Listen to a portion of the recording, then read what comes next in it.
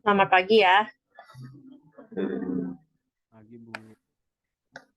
Kita mau melanjutkan dari pertemuan 10 kemarin. Jadi ini kemarin kan kita sudah coba MySQL ya. Gimana kita masukin input data. Sekarang kita mau coba masukin ke dalam coding atau ke dalam Qt Designer. Jadi di sini saya punya desain UI. Jadi mungkin kalau kita nanti jalankan, nanti akan seperti ini ya. Sebentar, saya coba share screen.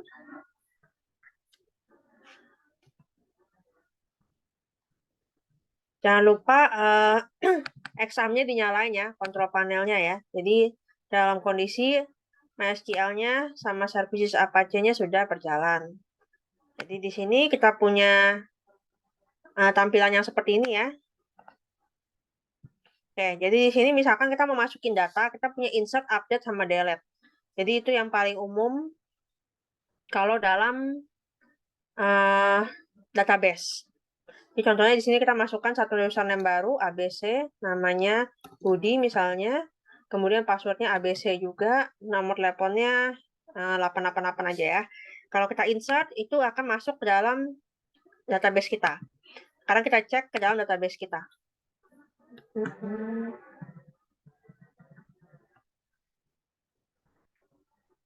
Bentar, saya skip dulu.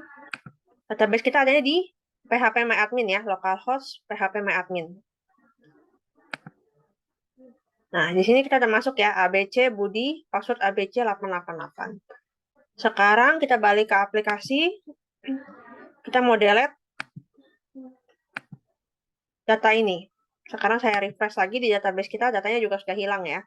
Jadi di situ adalah fungsi insert dan fungsi delete, fungsi memasukkan data baru dan melakukan delete terhadap satu record. Sekarang saya mau melakukan perubahan atau update. Di sini saya punya Adi, nama Adi. Nah, sekarang namanya mau saya ganti jadi Budi ya. Password Adi, nomor teleponnya. Kalau nggak nomor telepon aja yang saya ganti deh. Nah, di sini saya masukin update. Kita lihat lagi apakah datanya sudah terupdate. Sudah terupdate ya. Jadi kita mau membuat aplikasi di mana kita bisa melakukan insert, update, dan delete. Sekarang gimana kita mau show table-nya? Show data table itu juga pakai select, tapi kita akan lihat nama tabelnya, nama database-nya MyFirstDB. Table name-nya adalah user. Sorry. Nah, di sini akan terlihat isi dari tabel yang kita punya. Seperti itu ya. Terus ada satu lagi ini tambahan kalau kita mau melakukan validasi atau kita melakukan autentikasi. Jadi kita bisa melihat apakah username dan passwordnya sesuai dengan apa yang ada di database kita. Contohnya kalau kita punya Adi, passwordnya Adi, kita login, maka akan ada informasi kamu berhasil login. Tapi kalau kita salah passwordnya, maka dia akan infokan bahwa incorrect password, seperti itu. Nah, sekarang kita kembali ke codingnya ya. Oke, saya share lagi. Nah, yang pertama untuk fungsi insert data. Jadi kita akan masukin dulu GUI kita ya. Jadi kalau di sini saya punya UI Learning SQL, namanya .ui. Mungkin saya akan sambil share di chat box.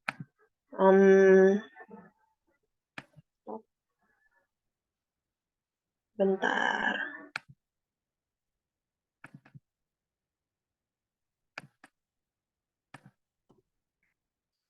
Nah, ini UI-nya kita rubah menjadi file yang kita import. Seperti biasa ya, kalau kita mau melakukan perubahan UI, kita nggak perlu rubah di coding utama kita. Kemudian kita import MySQLDB, SMDB. Nah, ini untuk mengambil library dari MySQL. Nah, sekarang kita akan coba push button. Tadi push button yang kita punya, push button yang ini ya, push button insert itu kita masukkan ke dalam sinyal. Sorry.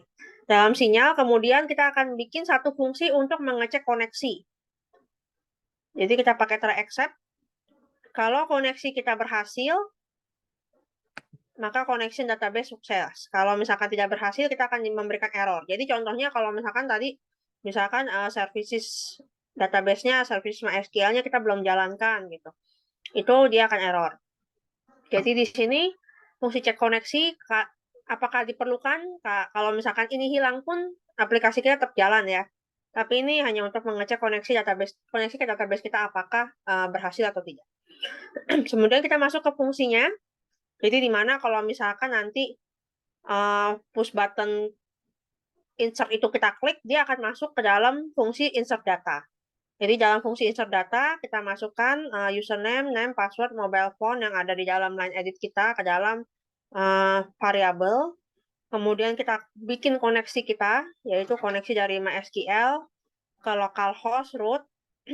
Jadi ini sesuai dengan username dan password dari database kita ya. Tapi karena kita installnya, kalau kalian installnya next aja, itu akan default template, default di localhost root, passwordnya kosong, my first DB itu nama databasenya.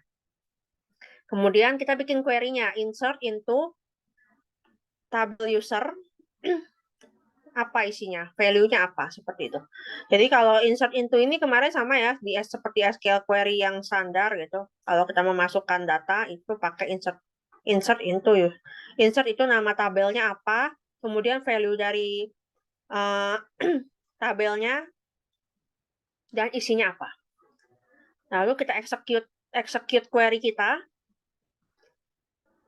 dan kita kasih checkbox bahwa sudah berhasil. Nah, itu untuk yang insert data. Kemudian yang berikutnya update data. Jadi update data juga sama ya, kita tambahkan push button tambahan untuk mengklik tombol update data. Isinya sama, jadi kita masukkan ke dalam variabel dulu, isi dari line editnya. Kemudian kita bikin koneksi ke database, ke database yang sama, dan kita update ke tabel user. Jadi kita punya database my first DB, tabelnya namanya user. Kalau sudah berhasil, kita execute, kita commit, kemudian selesai. Kita kasih checkbox bahwa data update sukses. Seperti itu. Jadi di sini ada execute query-nya. Jadi query-nya berarti akan dijalankan. Lalu di commit berarti akan, kalau kita belum commit, kita masih bisa cancel ya. Tapi kalau sudah kita commit, data itu akan sudah masuk ke dalam database. Jadi dalam database itu ada beberapa beberapa ketentuan ya yang menjadikan dia datanya itu selalu konsisten seperti itu. Kemudian yang terakhir adalah untuk fungsi delete. Jadi delete kita tambahkan ya push button untuk delete, dan untuk delete data lebih mudah lagi. Jadi kita tinggal execute aja delete di dalam dari tabel user di mana username-nya sesuai dengan yang kita masukkan. Atau kalau kalian misalkan mau tambahkan username dan password gitu, delete from user where username apa dan passwordnya apa. Tapi karena username di sini kita jadikan primary key, coba kita cek ya di dalam database kita. Oh sorry, database-nya ada di sini. Jadi username itu sudah tidak ada yang sama. Jadi username ini kita adalah primary key kita. Seperti itu. Mungkin ada di struktur ya, sebentar saya cek. Nah, lihat ya, di sini primary key kita adalah username. Sehingga kita bisa menggunakan primary key untuk melakukan delete data. Oke, saya balik ke slide. Nah, sekarang yang untuk login. Login, kita mau, jika kita push button login kita ini diklik, maka kita masuk ke fungsi login. Di sini kita akan melihat apakah username dan passwordnya sama.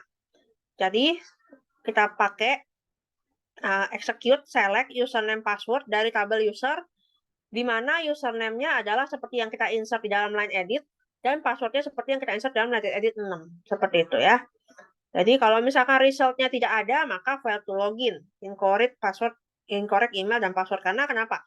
Begitu kita cari data username dan password dari tabel user, tidak ada yang username-nya sama seperti apa yang di-input. Jadi dia akan fail. Di sini username dan password harus isinya sama, karena kita pakai AND. Kecuali kita pakai OR ya, kalau kita rubah codingan kita menjadi OR, jadi dia hanya akan mengecek salah satu, apakah username-nya benar atau password-nya benar. Karena kita di sini pakai AND, jadi dua-duanya harus benar. Sehingga kalau ketika kita tidak menemukan itu, maka fail. Dan ketika kita berhasil, maka loginnya sukses. Seperti itu. Yang terakhir adalah untuk menampilkan data. Jadi di sini kita memakai select bintang. Jadi select bintang itu untuk menampilkan semua data ya. Resultnya akan kita masukkan ke dalam tabel widget kita. Seperti itu. Ini untuk show table-nya ya, jadi ada sedikit tambahan-tambahan seperti policy size, jumlah count, jumlah row, jumlah kolom. Kolomnya kita ada 4 kan ya, username, password, kemudian tadi nama sama nomor telepon. Seperti itu. Oke, sampai sini ada pertanyaan untuk yang learning SQL application. Jadi di sini seperti tadi ya, kalian bisa edit codingnya untuk dimasukkan ke dalam aplikasi. Jadi akan saya share terlebih dahulu. Ini UI-nya dan PY-nya.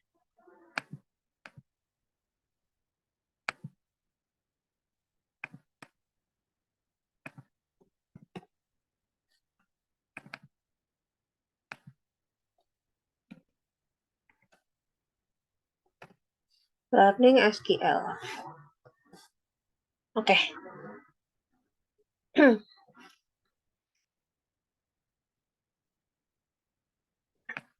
Oke, kalau nggak ada pertanyaan, mungkin kita bisa masuk ke bobot tugas proyek ya. Jadi, pertemuan minggu depan, sebentar, saya cek kalender ya, terlebih dahulu ya. Ini pertemuan 11, berarti minggu depan 12 ya.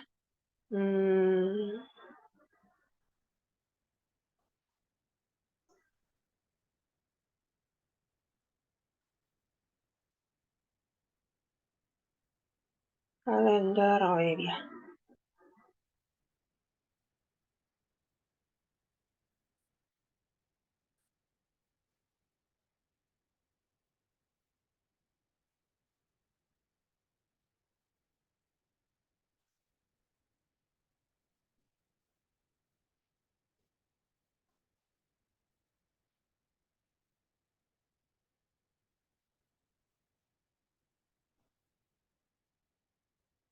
Kalender, mana ya kalender?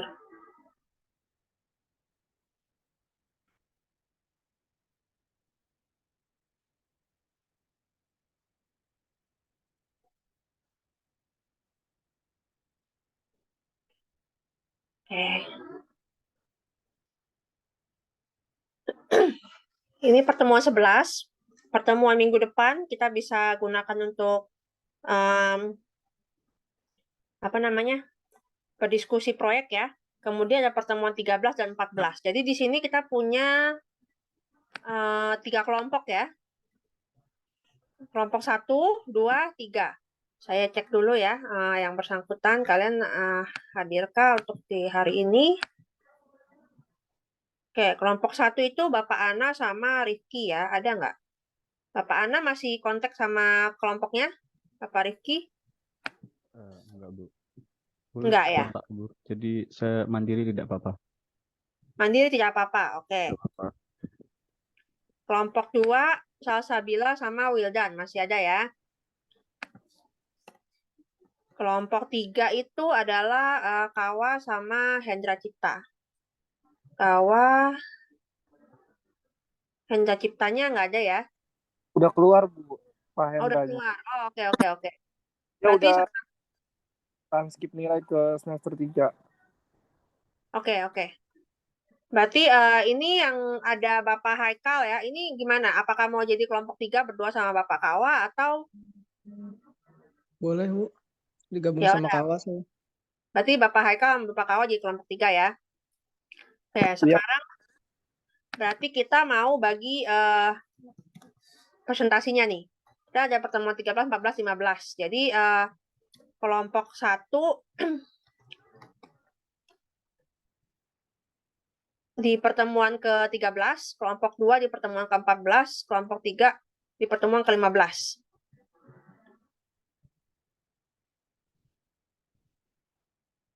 Oke, jadi Bapak Ana di pertemuan 13 ya. Kelompok 2, Salsabila sama Bapak Wildan di pertemuan 14 tanggal, sebentar saya kasih lihat tanggalnya.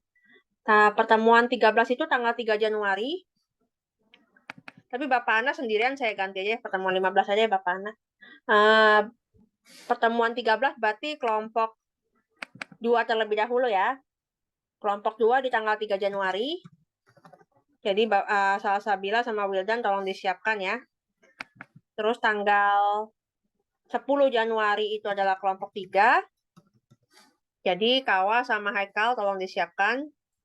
Kelompok, saya catat dulu di sini, ini kelompok 1, kelompok 2, kelompok 3. Dan terakhir kelompok 1 di pertemuan ke-15. Tanggal 17 Januari. Ini masih ada waktu ya, panjang ya. Kelompok 2, 3, sama 1. Tolong dipersiapkan untuk presentasi tugas proyeknya. Saya akan tulis di sini ya, di chat ya. 3 Januari. Presentasi proyek kelompok 2 adalah Salsabila dan Wildan. Kemudian 10 Januari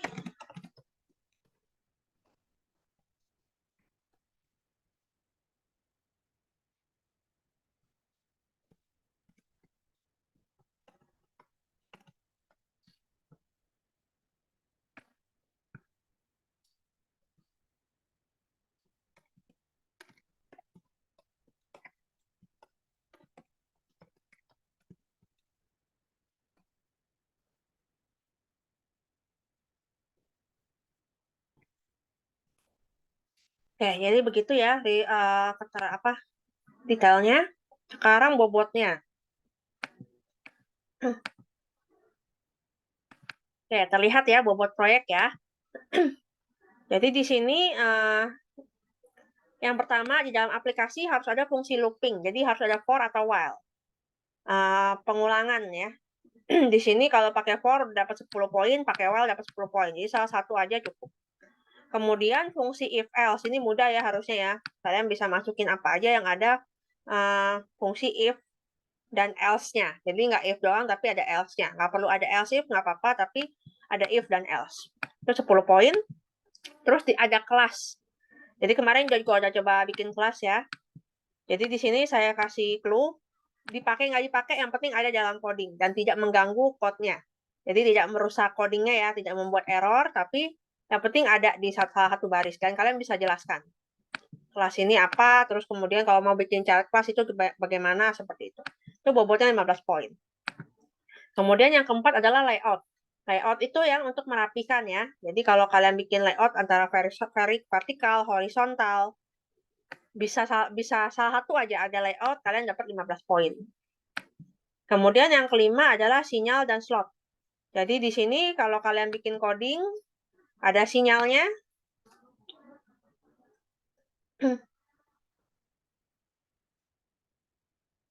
Sinyal. Masukin ke dalam fungsinya, slot, connect, itu kalian udah dapat 10 poin. Atau kalian mau pakai sinyal dan slot yang ada bawaan dari PyQt juga, itu udah dapat 10 poin. Untuk clear data, contohnya ya, kalau yang di PyQt. Kemudian kontrol aksi ya, push button ya, 10 poin. Untuk kontrol pemilihan, ada di PyQt juga, kalian bisa pilih. Kontrol pemilihan banyak, 10 poin. Form turunan adalah ketika kalian buat satu form itu ada form lainnya. Bisa berupa dialog box, bisa berupa form baru. Yang penting setelah kalian ada 2 jenis form. Jadi kalau yang mudah ya, saya kasih clue juga dari yang sudah-sudah, itu mereka bikin dialog box. Itu sudah termasuk aja. Yang terakhir adalah database. Nah, basis data. Jadi kalian bisa memanggil database-nya. Bisa insert, update, delete, itu udah nilai plus, tapi kalau sudah bisa ada database di dalam aplikasi itu sudah dapat 10 poin. Jadi ini bobot penilaiannya. Ada pertanyaan?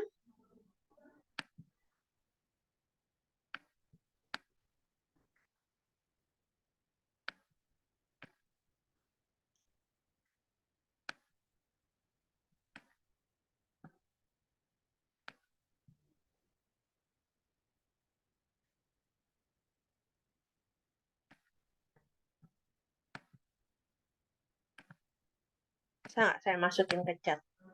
Bisa ya? Oke, kalau nggak ada pertanyaan, berarti sesuai dengan jadwal yang sudah saya catat, untuk pertemuan ke-13 atau tanggal 3 Januari, Itu adalah kelompok 2. Kelompok 2 itu adalah Salsabila dan Wildan ya. Jadi tolong disiapkan untuk aplikasinya dan bentuk slide presentasinya. Jadi kalian akan presentasikan dulu apa sih aplikasi yang kalian buat. Kemudian kalau ada flowchart atau algoritma seperti apa gitu. Kemudian baru bagian ke demo. Jadi demo ini seperti namanya demo, nggak usah harus aplikasi full, tapi bisa aja demonya aja. Jadi kalau misalkan kalian bikin dari layout PyQt ya yang sudah detail gitu, tapi ada tombol-tombol yang belum bisa diklik, itu juga tidak apa-apa karena ini hanya demo aja. Dan di demo itu kalian bisa tunjukkan aplikasi yang dibuat, poin-poin dari penilaian seperti itu. Jadi kita ada waktu kan 2 jam ya. Jadi mungkin kita bisa bagi 10 menit untuk presentasi, sisanya 15 menit untuk demo. Jadi masih banyak waktu ya. Kemudian di tanggal 10 Januari atau pertemuan 14 itu adalah kelompok 3. Jadi Kawa dan Haikal tolong dipersiapkan. Dan terakhir di tanggal 17 Januari adalah Bapak Ana untuk presentasi proyeknya. Jadi di sini untuk kelompok-kelompok lain, apa misalnya ya tanggal 10 terus kelompok 2 kan sudah presentasi ya. Kalian cukup hadir dan absen aja. Seperti itu. Dan kita ada waktu dari sekarang sampai presentasi itu untuk mengerjakan. Jadi kalian bisa berdiskusi dengan kelompok. Misalnya, kan di sini kalian ada ya hadir ya, Salsabila dan Wildan, kemudian Kawa dan Haikal gitu. Kalian bisa berdiskusi untuk mengerjakan tugasnya.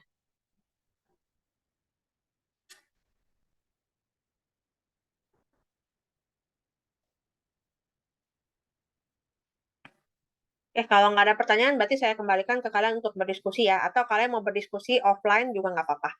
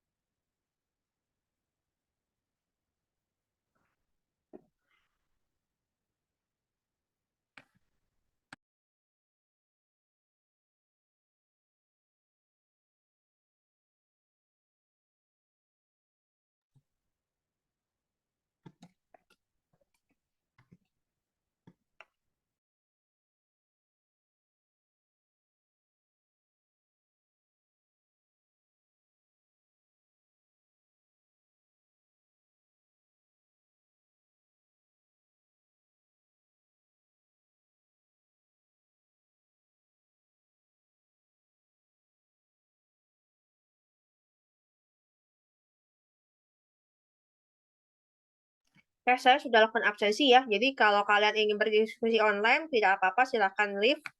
Untuk jika ada pertanyaan, saya masih standby di sini. Sampai misalkan kalian semua sudah leave, juga saya leave pastinya.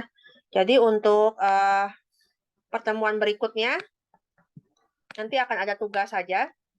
Jadi tetap kita akan masuk di pertemuan minggu depan ya.